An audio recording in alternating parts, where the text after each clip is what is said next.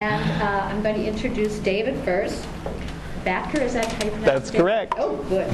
He's the Executive Director of Earth Economics, which is a nonprofit showing the economic benefits of nature to people. He's worked for both the World Bank and Greenpeace. We have looked at the valuation of ecosystem services, and you'd be surprised. I want to give you an example. Last October I went to China, and we had a 10-day meeting with the National Academy of Science, and they did a study in Beijing, 19 million people in Beijing, on ecosystem services and where to draw the line for development. And they drew a really tough line right at the foothill forests. They have the same problem as we do, development in foothill forests. And so what happened was they highlighted water provisioning, flood protection as reasons why this had to be kept as a natural area, but the top value, the thing that had the highest dollar value, the highest social value, was recreation. And it was explained to me very nicely by the head of the National Academy of Science in China, and they actually, this was implemented. It's the land use plan for Beijing. This huge forest area is set aside. He said, we have 19 million people. Where are they going to go to have recreation? Where are they going to have their vacation? Where are they going to have their weekends? They have to have this forested area.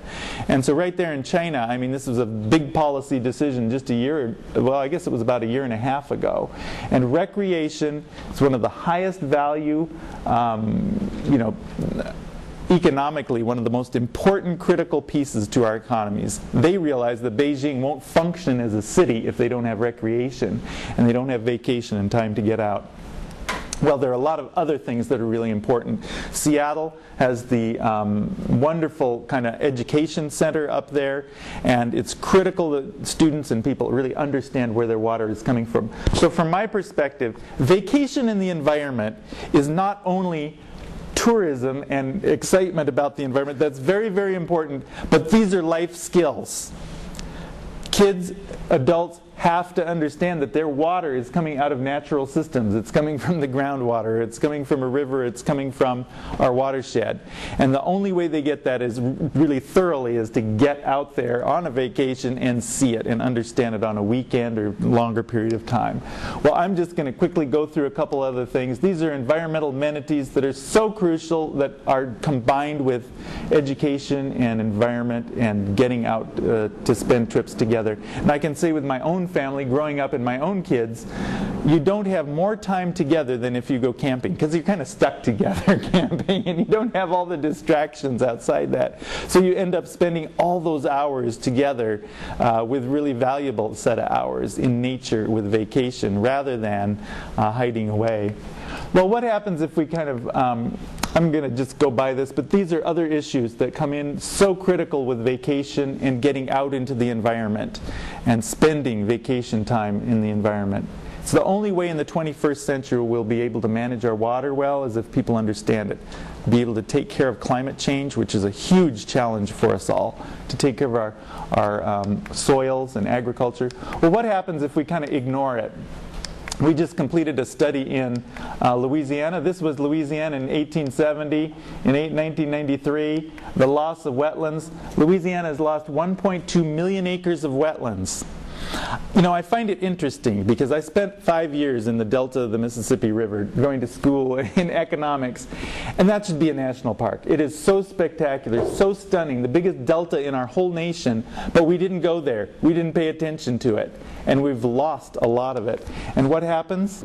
So if we don't understand what's happening, and we don't pay attention to our natural systems, and we don't learn about them on vacation and experiencing them, then this is what happens. And this was the Hurricane Katrina and a lot of the damage that was done. It cost $200 billion, and of course 1,400 people were killed. So we just completed this report looking at gaining ground, how we should, and one of our proposals, in fact, is to create sort of a storm buffer park, you might say, a national park, an area which actually serves as a hurricane protection. And it's a place where people can get out and learn about it and see it. And these wetlands, as you can see, are in fact stunning. They are really national park worthy. So we've got a couple other reports that we looked at, which we included recreation time in our economic analysis. And this is of Puget Sound. We look at the value of recreation in Puget Sound.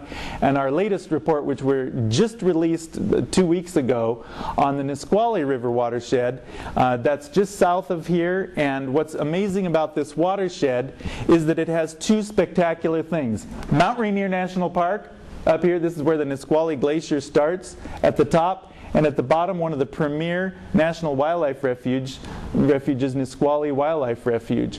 And we found that just the recreation, the vacation value in this watershed totaled about $500 million if you take a look at all the people who go in the most popular entrance to Mount Rainier National Park, the Nisqually entrance, and over 180,000 each year that go in, several million in Mount Rainier, and over 180,000 down at the other end of the watershed. And one reason this watershed is healthy and the economy is functioning well is because it's got a good tourist industry and it's got great conservation. The environmental amenities have been conserved. It's got clean, healthy water, thanks to the upper watershed conservation, and one of the most pristine deltas that we've got. So if you look at the importance of vacation, recreation, tourism, and understanding the environment and conserving the environment, it's really crucial that we put all these things together. Just a couple weeks ago, I gave a talk for 6 water utilities. They're called the unfiltereds. And Seattle Public Utilities, with their education center, is one of them. And this is where Tacoma, Seattle, Portland, San Francisco, Vancouver, and Victoria receive their water. And instead of Seattle building a $250 million filtration plant, the forest filters our water for free. Cedar River Watershed? That's the Cedar River Watershed. And in over 100 years, we would have had to build 4 of those filtration plants. But instead, we have the same trees filtering the water for free. These are the important lessons that we can get from vacation. Well, we did some work in Ecuador also, and one of the interesting things is that basically the Ecuadorian government, we met with 6 ministers, including the tourist minister and the vice president, and tourism is crucial to conserving the environment in Ecuador. There's Yasuni is a national park, very, very important area. Indigenous people live there. Oil was discovered under the area. The president of the country decided that tourism and other values were more valuable than the oil. And he's put a moratorium on oil drilling, which is completely incredible if you really consider what has happened there. Yeah, exactly. Peru is going in exactly the opposite direction in that case. And Ecuador had some rough experiences. There's a great big court case against Chevron for contamination of a large area, and so they've kind of had a rough experience in many ways. Then the Intag Cloud Forest, we're also working there and looking at the benefits. And for a lot of communities, the environment, tourism, and vacation combine with economic development for those communities, and it's really crucial.